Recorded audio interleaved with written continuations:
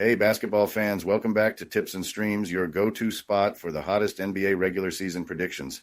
I'm Kokan, and I'm here to break down today's matchups and give you the edge you need to make the best bets. Before we dive in, make sure you hit that subscribe button and like this video. Your support means the world to us. Remember, our channel has no sponsors and relies solely on the love and support of viewers like you. Even a small donation by pressing the thanks button under the video helps us keep bringing you top-notch content every day.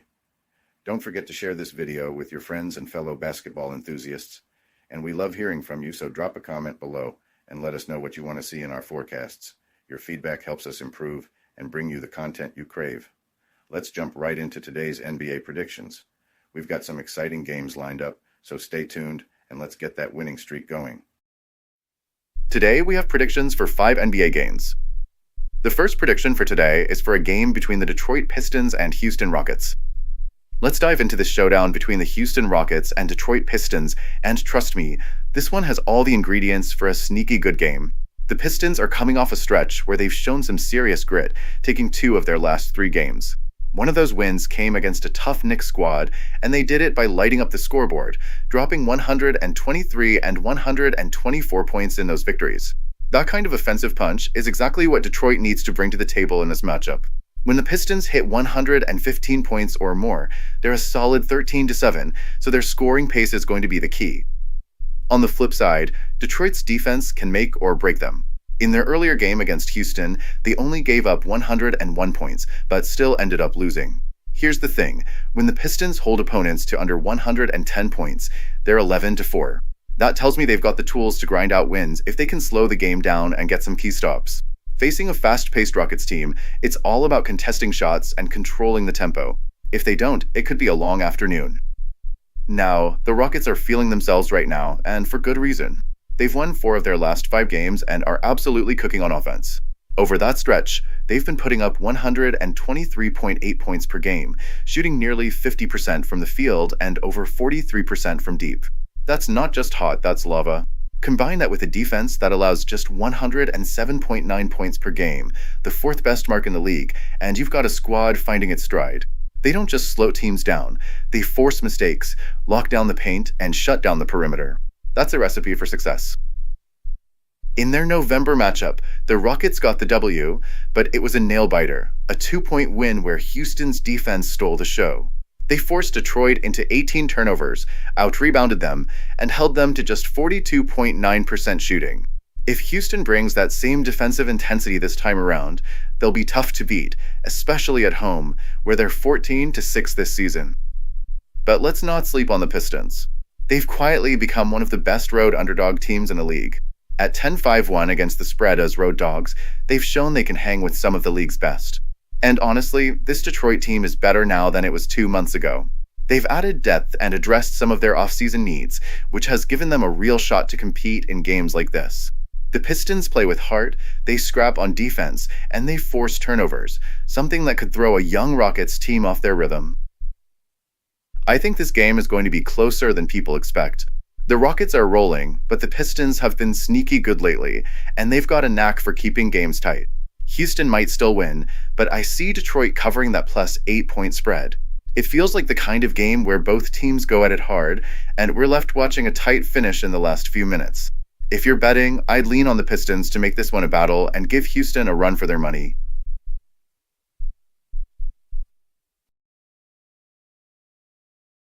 Welcome to BetUS, Sportsbook and Casino, your ultimate hub for secure and thrilling sports betting and casino gaming. BetUS is one of the oldest and most reliable online sportsbooks in the U.S., serving millions of clients all over the globe each month.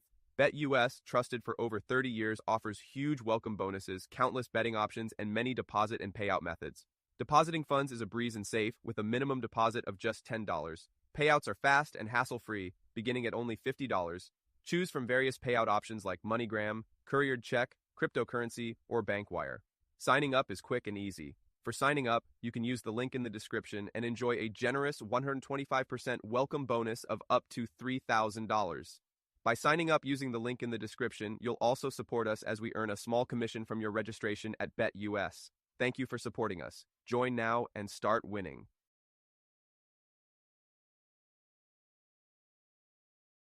The second prediction for today is for a game between the Minnesota Timberwolves and Memphis Grizzlies.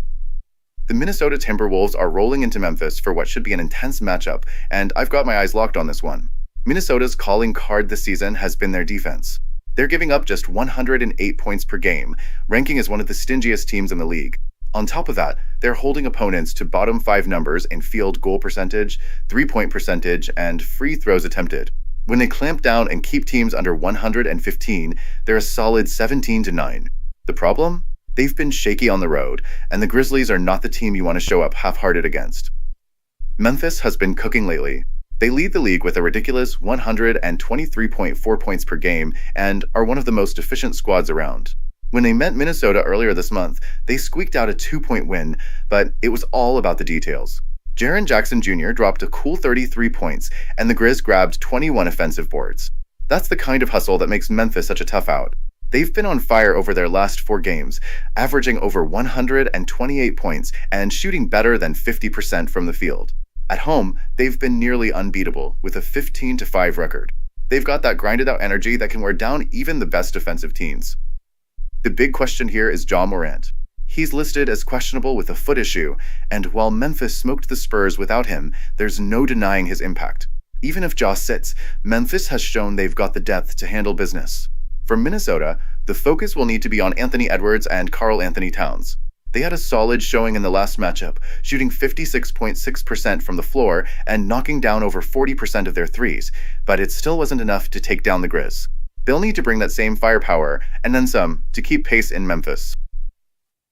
The Timberwolves have been wildly inconsistent. They've dropped 3 of their last 5 games and have struggled to string together any real momentum. Meanwhile, Memphis has won 3 of their last 4, and their offense has been on another level. They're moving the ball well, cutting down turnovers, and dominating the glass. The Wolves' defense, as good as it's been overall, has faltered lately, giving up over 113 points in their last 3 outings. That's not going to cut it against a team that's hitting on all cylinders like Memphis. If Ja suits up, this feels like a no-brainer. Even if he doesn't, Memphis at home is just too solid to fade, especially against a Minnesota squad that can't seem to find its groove. I'm riding with the Grizzlies to not just win but cover the spread, and I'll say it with confidence. Memphis has what it takes to send the Wolves packing. Let's see if Minnesota can prove me wrong, but for now, I'm all in on the home team. Before we move on, I have a quick favor to ask. If you're enjoying the content, please take a second to like this video and subscribe to the channel. Subscribing might seem like a small action, but it actually makes a big impact for us. Plus, it's completely free for you. Have you clicked that subscribe button? Awesome, thank you so much for your support. Now let's dive back into the video. The third prediction for today is for a game between the Atlanta Hawks and New York Knicks. The Knicks and Hawks are squaring off at Madison Square Garden on MLK Day, and this one feels like it's going to be a battle. The Hawks are rolling into this matchup with some serious momentum after pulling off 3 straight wins, including an overtime thriller against the Celtics.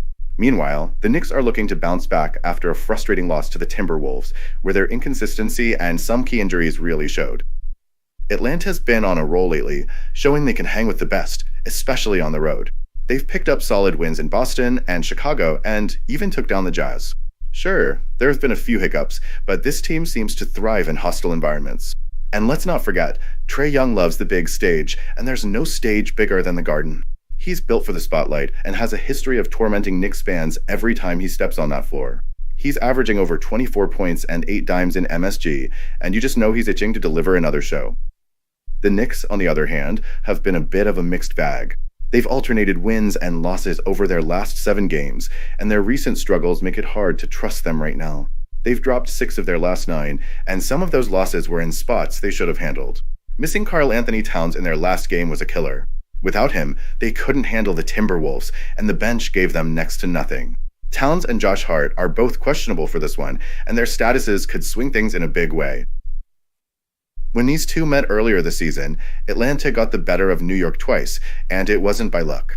The Hawks outworked the Knicks on the boards, especially on the offensive glass, and forced New York into tough shots. Even when Atlanta wasn't shooting well, they found ways to grind out wins. That's the kind of grit that travels well, and it's a big reason why they've been able to upset the Knicks in recent matchups. New York has to figure out how to slow the pace down and make this a half-court grind. That's where they're most comfortable. But the Knicks also need their bench to step up. Scoring just 14 points off the pine in their last meeting isn't going to cut it. If Towns suits up, his presence on the boards and as a scoring threat could be a game changer. Without him, though, it's going to fall on Jalen Brunson, Mikal Bridges, and the rest of the starters to carry the load, and that hasn't been a recipe for success lately. Atlanta's confidence has to be sky high right now. They've shown they can string together big wins and avoid those letdown games that can plague teams coming off emotional victories. Trae Young will relish the chance to play the villain in front of a packed Garden crowd, and if the Hawks can improve their shooting and keep dominating the boards, they're more than capable of pulling off another upset. Personally, I'm leaning toward Atlanta covering the spread here. They've been the underdog twice against the Knicks this season and came out on top both times.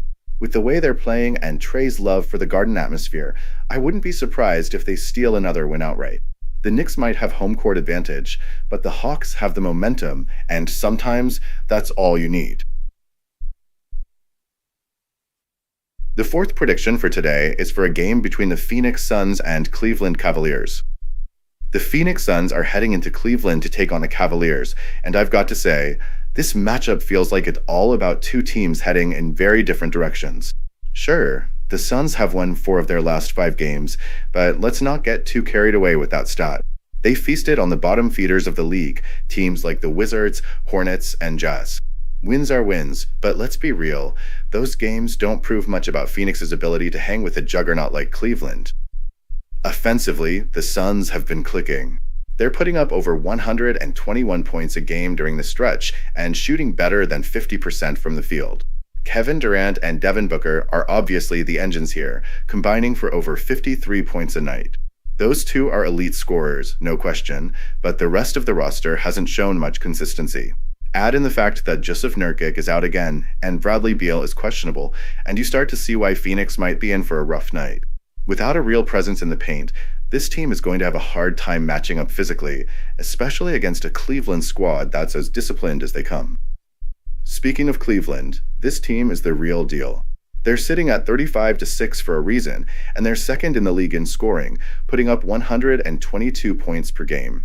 They shoot the ball at a ridiculous clip and have the kind of depth that makes them a nightmare to defend. Even with Evan Mobley and Isaac Okoro sidelined, the Cavs have plenty of weapons to get the job done.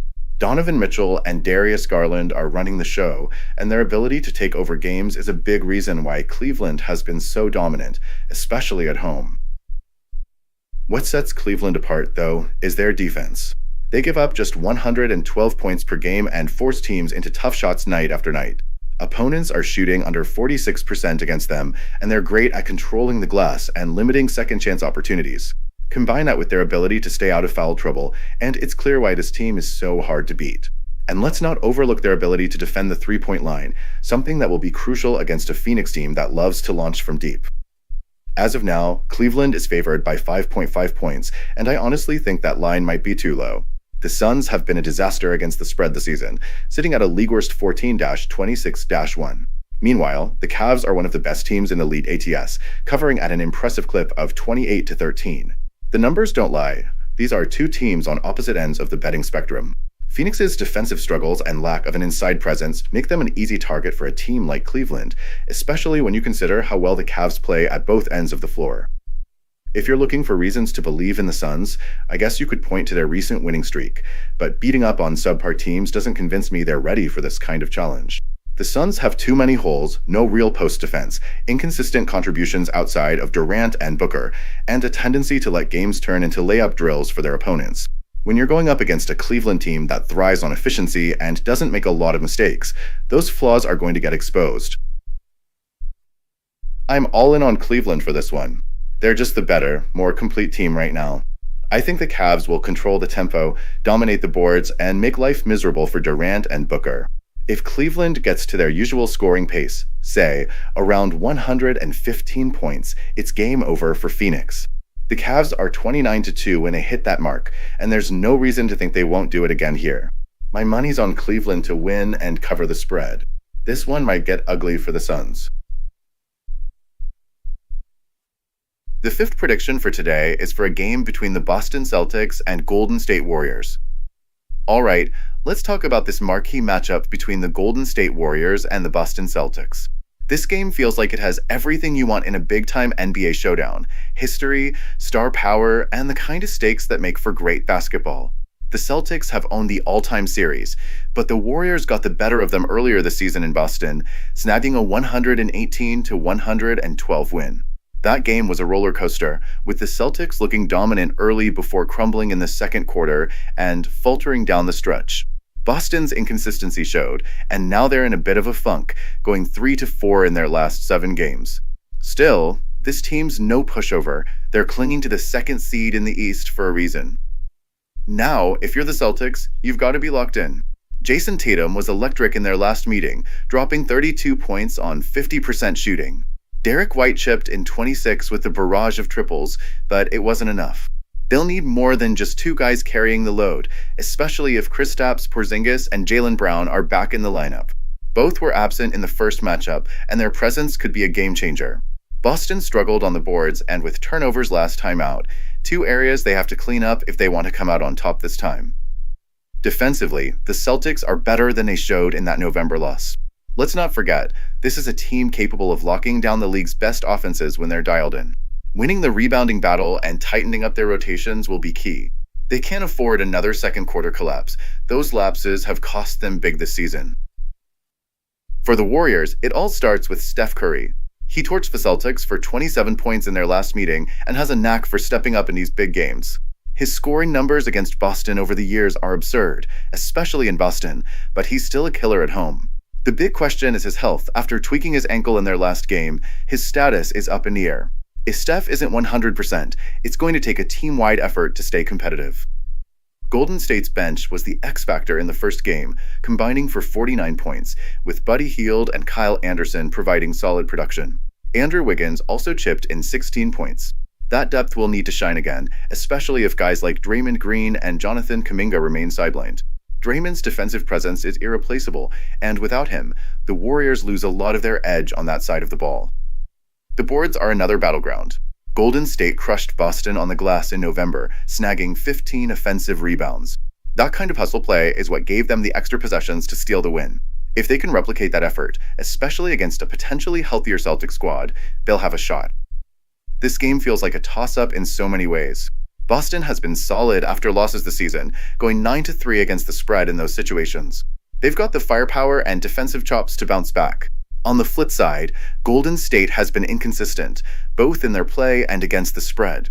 Still, you can't count out their ability to rise to the occasion, especially at home. If Curry is limited or out, I think Boston has the edge to take this one, but I wouldn't be surprised if the Warriors keep it close. They're catching plus 8.5 at home, and that's a lot of points for a team that's still dangerous, even when they're not firing on all cylinders. My gut says Boston wins, but Golden State covers in what should be a nail-biter.